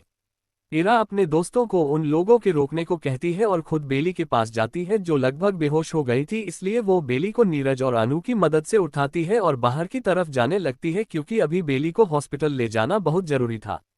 वो बेली को बाहर लेकर कुछ बॉडीगार्ड के साथ उसे हॉस्पिटल लेकर जाने को बोलती है, साथ में नीरज और अनु को भी बेली के साथ जाने को कहती है और बॉडीगार्ड को खास उनकी सेफ्टी को बोलती है, फिर खुद भी अंदर चली जाती है। अंदर अभी भी सभी लड़ रहे थे, तभी उसकी नजर जाती है कि वहां क्यारा और नकली ईशान नहीं है, साथ में किन भी गायब। वो चारों तरफ नजर दौड़ाती है, वो उसे हल्की सी किन की झलक नजर आती है, इसलिए वो भी उसके पीछे चली जाती है। कुछ देर तक चलने के बाद इरा को कोई भी नजर नहीं आता है, इसलिए वो एक गली वो पास में थी वहां मुड़ने की सोचती है और जैसे ही मुड़ती है कोई उसे खींचकर साइड कर देता है और साथ में एक गोली चलने की आवाज आती है। इरा अपना ध्यान उधर देती है जहां से गोली चली थी, वहां नकली ईशान था जिसके हाथ में गन था और उसने ही इरा को गोली मारा था, लेकिन टाइम रहते किन उसे साइड कर देता है, लेकिन इस चक्कर में गोली उसे हाथ में लग जाती है। नकली ईशान फिर से गोली चलाने की कोशिश करता है, लेकिन अब उसमें बुलेट ही नहीं था, इसलिए वो गन को वही फेंक भाग जाता है। इरा देखती है किन को उसे बचाने के चक्कर में खुद को ही चोट पहुंचा दी थी, जहां से अब खून बिना रुके निकल रहा था। किंग एक हाथ से अपने गोली की जगह को दबाने की कोशिश कर रहा था, जिसे देखते हुए इरा उससे कहती है, हमें जल्दी हॉस्पिटल चलना होगा वरना गोली की वजह से इन्फेक्शन फैल जाएगा। कुछ देर बाद मून ग्रुप और डीमंस ग्रुप दोनों बेली के ओटी के सामने थे क्योंकि डॉक्टर का कहना था कि इन कुछ दिनों में बेली को बहुत टॉर्चर किया गया था, इसलिए उसका इलाज चल रहा था। इधर मून ग्रुप के मेंबर ने अपना मास्क निकल दिया था, लेकिन डीमंस ग्रुप ने अभी तक मास्क पहना ही हुआ था। ईशानी पास में रखी बेंच पर खामोश बैठी थी, उससे लग रहा था ऐसा उसकी वजह से ही हुआ था क्योंकि ईशान तो उसका ही भाई था और उसे यूं देख किसी को भी अच्छा नहीं लग रहा था। मोना गुस्से में कहती है, मुझे काफी नहीं लगा था ईशान भाई ऐसा भी कुछ कर सकते हैं, मुझे तो उन्हें अपना भाई कहते हुए भी शर्म आ रही है। उसकी बात सुन नवीन कुछ कहने के लिए आगे ही बढ़ता है, उसे पहले ही किंग उसे रोक देता है। मनन और नील का भी सेम रिएक्शन था, उनके भी चेहरे पर नफरत और गुस्सा झलक रहा था, जिसे देखते हुए ईशान इवान को कुछ इशारा करता है और खुद चला जाता है, जिसके साथ नवीन करण और अर्नव भी चले जाते हैं। अब वहां पर इवान के अलावा कोई भी नहीं बचता है, इसलिए इवान नीरज और अनु को वहां रहने का बोल मून ग्रुप के मेंबर से कहता है, क्या तुम लोग मेरे साथ आ सकते हो, कुछ इंपॉर्टेंट है जिसे डिस्कस करना है। इवान की बात सुन कोई कुछ नहीं कहता है, बस सर हिलाकर इवान के साथ चले जाते हैं। इवान मून ग्रुप को एक रूम में ले जाता है जहां पहले से ही डीमंस ग्रुप के बाकी के मेंबर थे। किंग सभी को आते देख एक गहरी सांस लेता है और अपना मास्क हटा देता है। मून ग्रुप के मेंबर अपने सामने खड़े ईशान को देख हैरान थे। ईशान उन सबका रिएक्शन देख कहता है, शायद तुम लोग मुझे देख चौंक गए होंगे, लेकिन सच यही है, मैं रियल ईशान हूँ और जिसे अभी थोड़ी देर पहले तुम सबने देखा था वो कोई बहरूपिया था। अगर यकीन नहीं है तो फिर अपने बाकी के मेंबर को मास्क हटाते को कहता है। उसकी बात सुन सभी मास्क हटा देता है। मून ग्रुप ईशान के बाकी दोस्तों को देख और भी चौंक जाते हैं, लेकिन अब उन्हें विश्वास भी हो जाता है कि यही रियल ईशान है, इसलिए ईशानी दौड़ते हुए ईशान के पास जाती है, उसके गले लगते हुए कहती है, भाई मुझे पता था आप काफी भी इतनी घटिया हरकत नहीं कर सकते, मेरा दिल विश्वास ही नहीं कर रहा था कि आप हम में से किसी को चोट पहुंचा सकते हैं। ईशान ईशानी का सर सहलाते हुए कहता है, मुझे पता है मेरी इश्यू कभी भी मुझे गलत नहीं समझ सकती है। उसकी नज़र इरा पर थी और इरा भी उसे देख रही थी, लेकिन क्या कहे दोनों में से कोई कुछ नहीं जानता। कुछ देर तक सब यही डिस्कशन कर रहे थे, आखिर नकली ईशान है कोई और आया कहाँ से, लेकिन फिलहाल उनके पास कुछ भी जवाब नहीं था। 58 कुछ यादें। अब आगे इरा, ईशानी, मोना, अनु साथ में नीरज और डीमंस ग्रुप के मेंबर अभी होटल में थे, कुछ देर पहले ही हॉस्पिटल से वापस आए थे। वैसे तो बेली ठीक थी लेकिन अभी भी बेहोश थी, इसलिए वो सभी वापस आ गए थे, लेकिन सिक्योरिटी का पूरा ध्यान रखा गया था। साथ में नील और मनन रुके हुए थे। इरा बालकनी में थी और जो कुछ भी आज हुआ उसके बारे में सोच रही थी। बेली ने जो इन्फॉर्मेशन उसे दी थी उसी से उसे पता चला था कि नीलम ही इस सबके पीछे थी, लेकिन अभी भी उसे कुछ ऐसा लग रहा था जैसे कुछ छूट रहा है। इरा बालकनी में लगे झूले पर बैठ जाती है और अपनी पिछली लाइफ को याद करती है, क्योंकि कुछ ऐसा याद आया था उसे जो आज की घटना से जुड़ा हुआ था।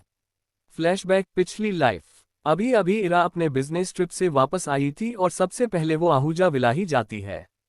इरा अपने हाथों में लिली का बुके पढ़ के खुद से कहती है, आई होप बड़ी मोम को ये बुके पसंद आए, मैंने खास है उनके लिए ही बनवाया है। इस वक्त इरा के चेहरे पर बिल्कुल ही छोटे बच्चे जैसे स्माइल थी, वो उस इरा के बिल्कुल अलग लग रही थी जो वो रिबिर्थ के बाद बन गई थी। इरा उसी स्माइल के साथ आहूजा विला में इंटर करती है और हॉल से ही सभी को बुलाने लगती है क्योंकि इस बार वो लगभग 2 महीनों से उनसे मिली नहीं थी। बड़ी मोम, बड़े पापा, भाई, चाचा, चाची, दादू, कहाँ है आप सब। कुछ देर तक सभी को बुलाने के बाद भी कोई इरा को नजर नहीं आता। तभी एक मैड आके कहती है, इरा बेबी सभी गार्डन में है, आप वहां जाके उनसे मिल सकते हैं। इरा मैड की बात सुन गार्डन एरिया की तरफ जाती है। कुछ ही दूरी पर जाने पर उसे काफी सारे लोगों की हंसने की आवाज आती है, इसलिए वो उसी दिशा की तरफ जाने लगती है। गार्डन एरिया में इस वक्त पूरी आहूजा फैमिली मौजूद थी और उनके अलावा मल्होत्रा फैमिली भी, सिवाय शनि और कृष्णा के। दोनों फैमिली आपस में कुछ बात कर रही थी जो इरा को सुनाई नहीं दे रही थी, लेकिन फिलहाल उसका ध्यान उनकी बातों में नहीं था। वो तो वहां बैठे ईशान को देख रही थी जो काफी ज्यादा हैंडसम लग रहा था। इरा का ध्यान ईशान में ही था कि तभी क्यारा, जो ठीक ईशान के बगल में बैठी थी, वो इरा के देख कहती है, दी आप यहाँ, मेरा मतलब आप इतने दिन से आई नहीं थी। इरा का ध्यान क्यारा की बात से टूटता है और उसकी नज़र क्यारा पर जाती है जो बिल्कुल ही मासूम डॉल की तरह लग रही थी। उसकी आवाज से वहां मौजूद सभी को पता चल जाता है कि इरा यहाँ पर है, लेकिन कोई भी उसे वहां देख खुश नजर नहीं आ रहा था। नूतन जी की आंखों में इरा को देख चमक आ जाती है, लेकिन फिर वो पल भर की चमक गायब भी हो जाती है। इरा क्यारा की बातों को इग्नोर कर अपने हाथों में पकड़े बुके को नूतन जी को देते हुए कहती है, बड़ी मोम, मैंने आपको बहुत मिस किया और आपके फेवरेट लिली का फ्लावर खास आपके लिए मैं लेके आई हूँ। इरा की बात सुन नूतन जी उन बुके को ले लेती है, लेकिन जवाब में बस हम कहती है, जिसे सुन इरा को दुख होता है, लेकिन वो कुछ नहीं कहती और बाकी सब से मिलने लगती है। लेकिन कोई भी उससे बात करने में इंटरेस्टेड नहीं लग रहा था, सिवाय कबीर के दादाजी के, जो अपनी पोती इरा को देख बहुत खुश लग रहे थे।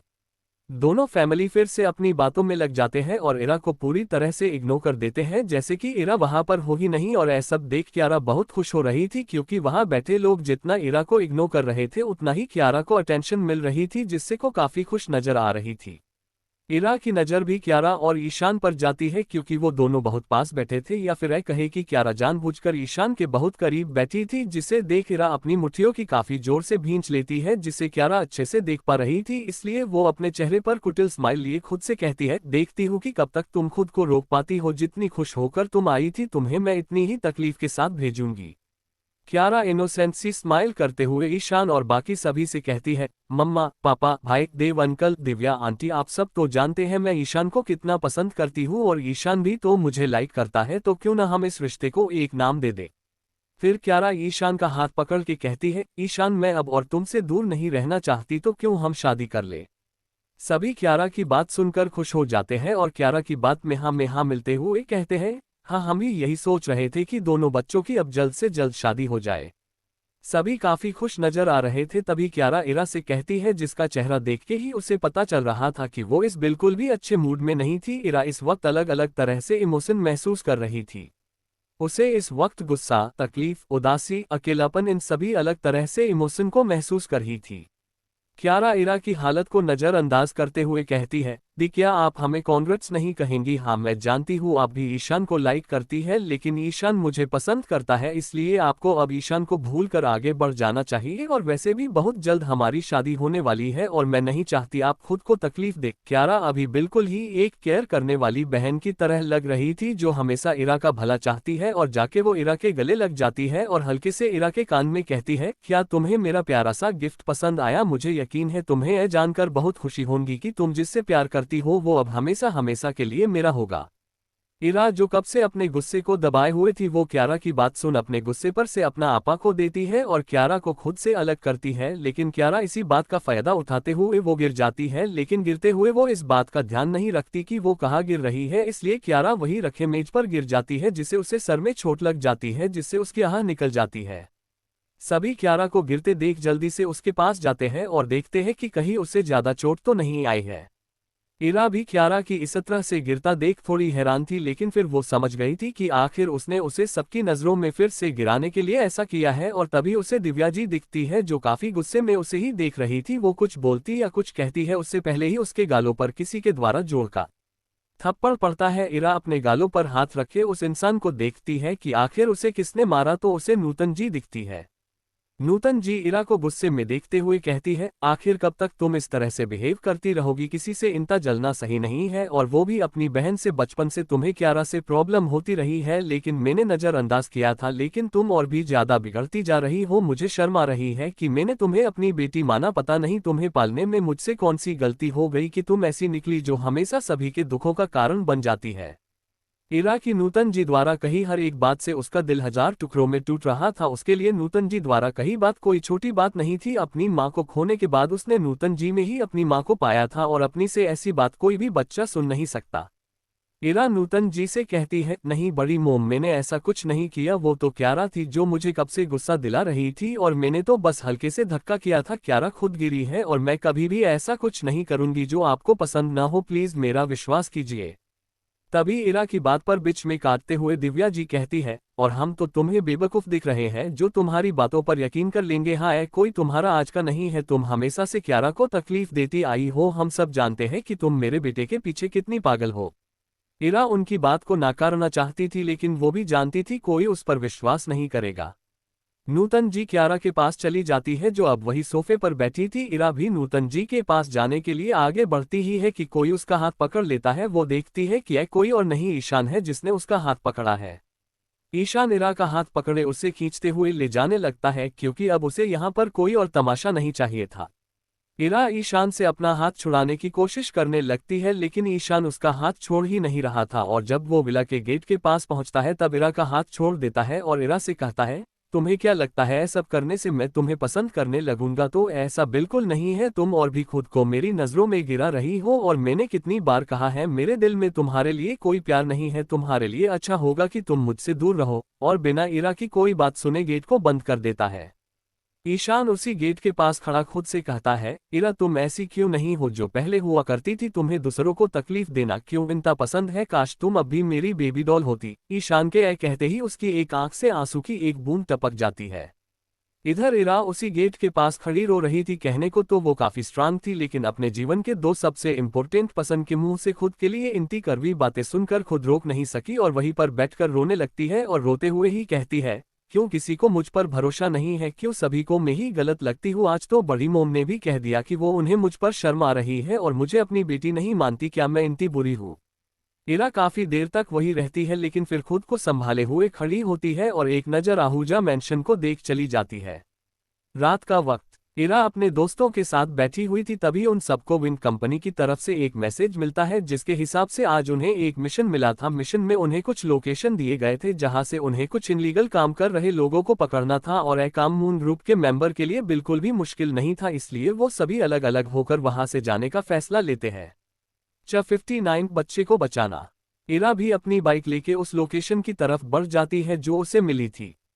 कुछ देर बाद इरा एक गांव जैसे दिखने वाले जगह पर पहुंचती है, जहां पर कुछ कच्चे और कुछ पक्के मकान बने थे, और रात होने के कारण जैसे हर गांव में होता है वहां भी लगभग सभी सो रहे थे। इरा को उस गांव में अभी तक कोई भी नहीं दिखा था, इसलिए एक बार फिर इरा अपने लोकेशन की तरफ देखती है जहां उसे लेफ्ट मुड़ने को कहा जा रहा था। इरा उस तरफ देखती है जहां एक कच्ची रोड थी और एक ही स्ट्रीट लाइट लगी थी, जिस कारण वहां लगभग अंधेरा था, बस कुछ जगह पर रोशनी नजर आ रही थी। क्योंकि ये रात का वक्त था इसलिए इरा कोई शोर नहीं करना चाहती थी, इसलिए वो अपने बाइक को साइड में पार्क कर उस कच्ची रोड की तरफ जाने लगती है। कुछ दूर पर चलने के बाद उसे कुछ लोगों की आवाज आने लगती है, इसलिए वो उसी दिशा की तरफ बढ़ जाती है जहां से आवाज आ रही थी। इरा देखती है कि वहां लगभग 7 से 8 लोग एक घर में बैठे हुए थे। उन लोगों के आसपास कई सारी शराब की बोतल थी, कुछ भारी तो कुछ खाली, साथ में वहां चिकन भी रखा गया था जिसे वो लोग कुछ देर पर खा रहे और आपस में बात कर रहे थे। इरा हल्के से उन लोगों की तरफ बढ़ने लगती है, लेकिन तभी उसका पैर एक खाली शराब के बोतल से लग जाता है, जिससे आवाज हो जाती है, जिसे सुन वो सारे आदमी उस आवाज की तरफ देखते हैं और एक नकाबपोश को देख वो जल्दी से खड़े हो जाते हैं और अपनी अपनी गन निकलकर इरा पर तान देते हैं और धमकी भरे लहजे में पूछते हैं, कौन हो तुम और यहाँ क्यों आए हो? जल्दी बताओ वरना तुम्हें मारने में हमें एक पल भी नहीं लगेगा। इरा को उनकी धमकियों से कोई फर्क नहीं पड़ता, वो तो शांति से उन सब की तरफ देख रही थी। इरा गौर से उन लोगों के वेशभूषा, बोलने का तरीका, ये सब नोटिस कर रही थी ताकि जान सके वो लोग किस तरफ के क्रिमिनल है।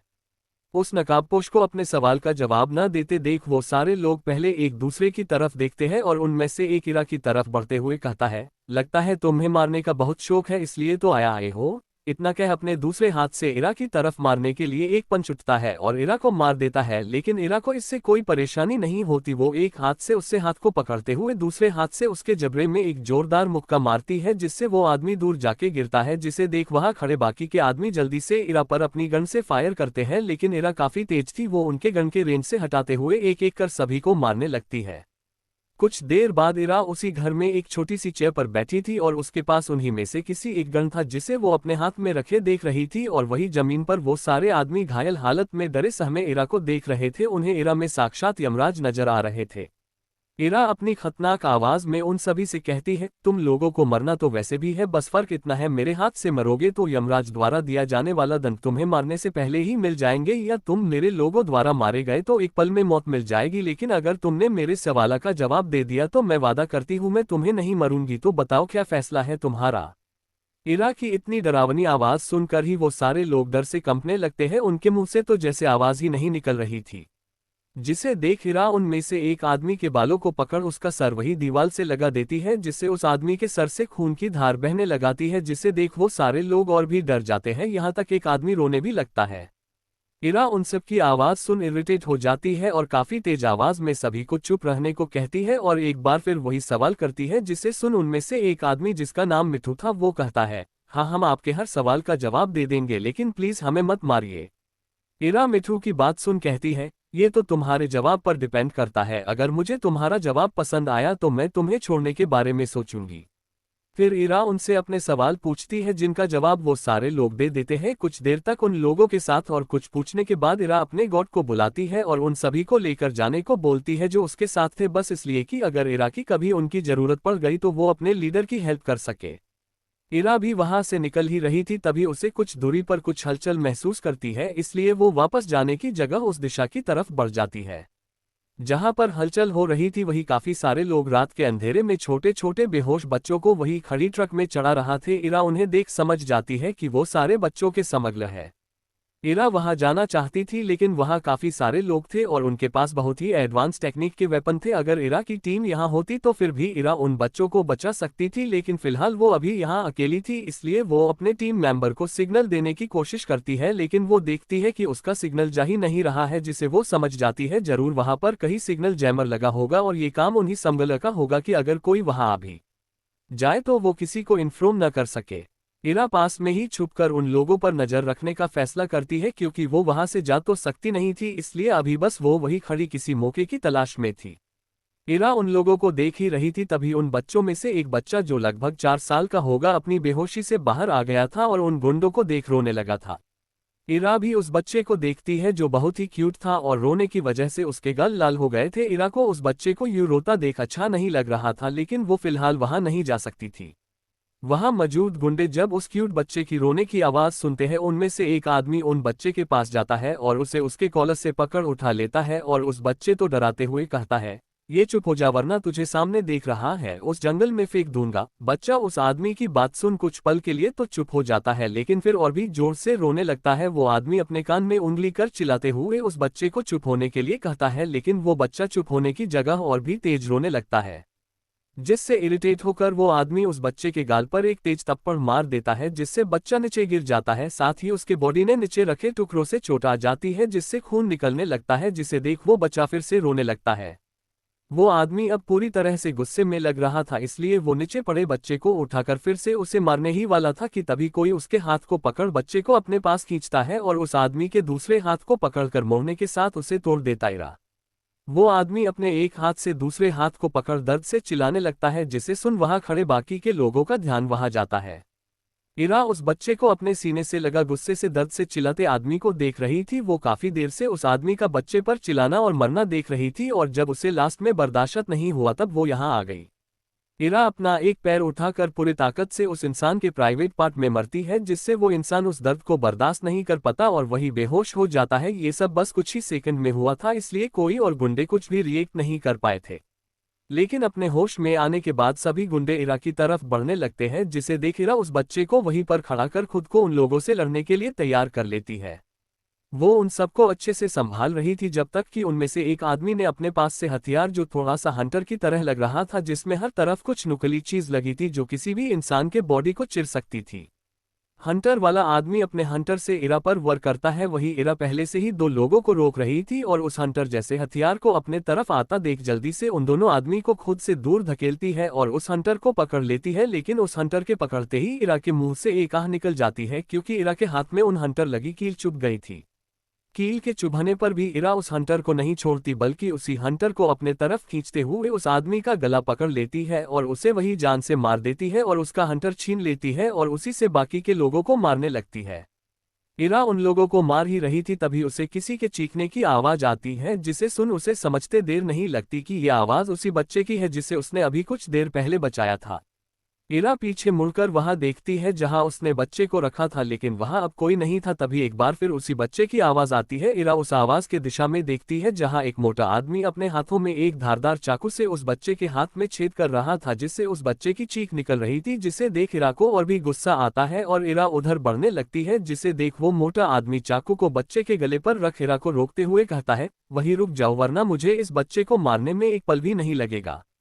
उस मोटे आदमी की बात सुन इरा वही रुक जाती है क्योंकि वो मोटा आदमी सच में उस बच्चे को मार सकता था और इरा ऐसा बिल्कुल नहीं चाहती थी। इरा उस आदमी से कहती है, ठीक है मैं कुछ नहीं कर रही, अब उसे छोड़ दो वरना तुम्हारे लिए अच्छा नहीं होगा। वो मोटा आदमी हंसते हुए कहता है, तुम्हें मैं क्या बेवकूफ नजर आ रहा हूँ जो तुम्हारे कहने पर इसे छोड़ दूंगा तक तुम मुझे मार सको, इसलिए चुपचाप से उस हंटर को खुद से दूर फेंको और अपने घुटनों पर बैठ जाओ वरना न तो तुम्हारे लिए और नहीं इस बच्चे के अच्छा होगा। इरा को मजबूरी में वही करना पड़ रहा था जो वो मोटा आदमी कह रहा था और जैसे ही इरा अपने घुटनों पर बैठती है कोई एक चाकू उसके पीठ पर मरता है। 60 हकीकत। अब आगे इरा की पीठ पर एक गुंडा चाकू मार देता है। क्योंकि ये काफी तेजी से हुआ था इसलिए इरा इसे रोक नहीं पाती और वो चाकू इरा को लग जाता है। तभी और भी क्यों सारे हथियार से उस पर वार होने लगते हैं। इरा चाहकर भी अभी कुछ नहीं कर सकती थी क्योंकि मोटा आदमी अभी भी उस बच्चे पर अपनी पकड़ बनाए रखा था। इरा को यूं बेबस देखकर बाकी के गुंडे इस बात का फायदा उठाने के लिए एक हाथ उस पर हमला करने के लिए आगे बढ़ते हैं। लेकिन तभी वहां पर काफी सारे लोगों की आने की आवाज आने लगती है। कुछ ही देर में वहां पर काफी सारे लोग आ जाते हैं। इरा भी उन लोगों को देखती है जिसे देख उसे पता चल जाता है ये सभी लोग डीमंस ग्रुप के हैं क्योंकि उनके कपड़ों पर डीमंस का लोगो लगा था।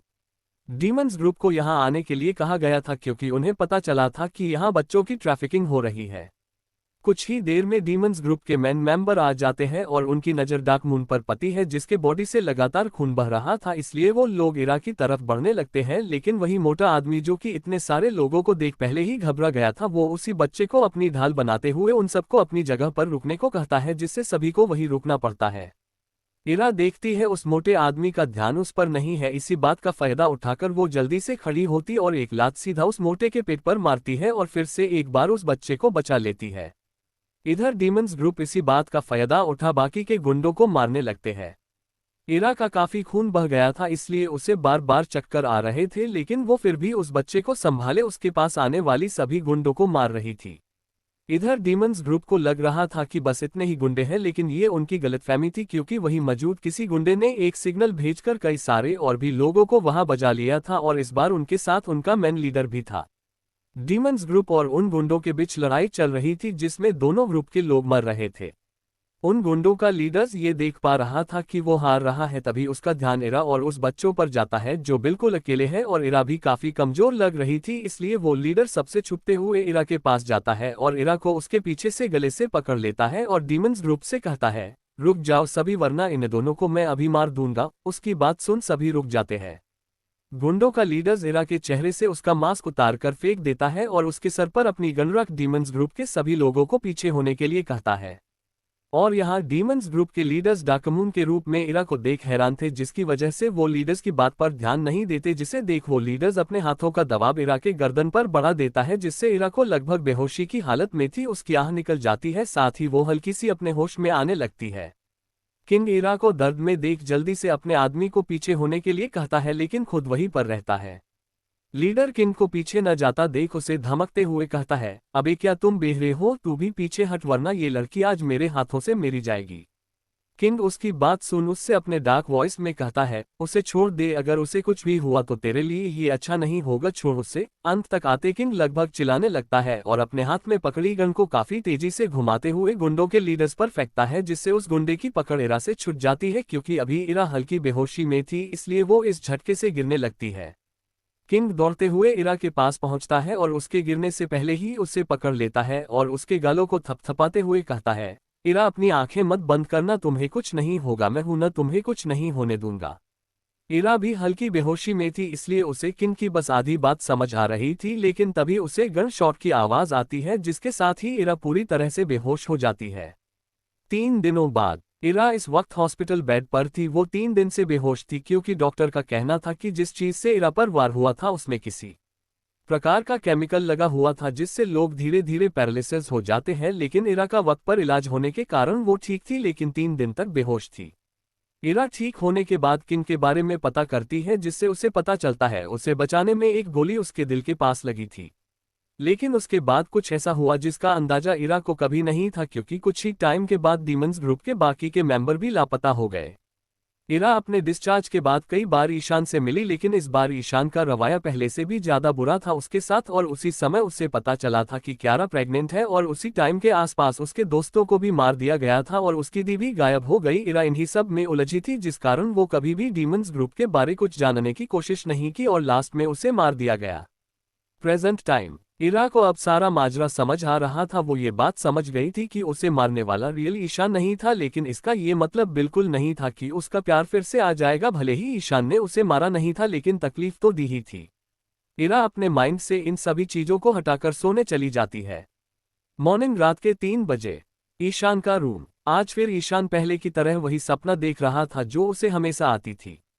सपने में ईशान उसी ब्लैक रूम में था जहां वो हमेशा अपने सपनों में होता था। तभी उसे किसी के चिल्लाने की आवाज आती है जिसे सुन वो घबराकर खड़ा हो जाता है और उस अंधेरे में गुप्त कमरे में टहलने लगता है और खुद से कहता है, क्या हो रहा है मेरे साथ? एक तो मुझे कुछ भी खुद के बारे में याद नहीं है और कुछ दिनों से हर दिन किसी लड़की के चिल्लाने की आवाज आती है जिसे सुन पता नहीं, लेकिन मेरा दिल ऐसा लगता है जैसे 1000 टुकड़ों में टूट रहा है। तभी उसे किसी के कदमों की आवाज आती है जो उसी लड़की से कुछ कह रहा था और फिर चला जाता है। इसी तरह कुछ दिन गुजाराते हैं, लेकिन टाइम के साथ उस लड़की की चीख बंद होती जाती है। लेकिन ईशान समझ रहा था अभी वो लड़की पहले से भी ज्यादा तकलीफ में थी, लेकिन वो भी कुछ कर नहीं सकता था क्योंकि उसकी भी हालत कुछ ठीक नहीं थी। उसके शरीर पर सिवाय हड्डी के कुछ नहीं बचा था, उसमें इतनी भी ताकत नहीं थी कि वो कुछ देर भी खड़ा रह सके।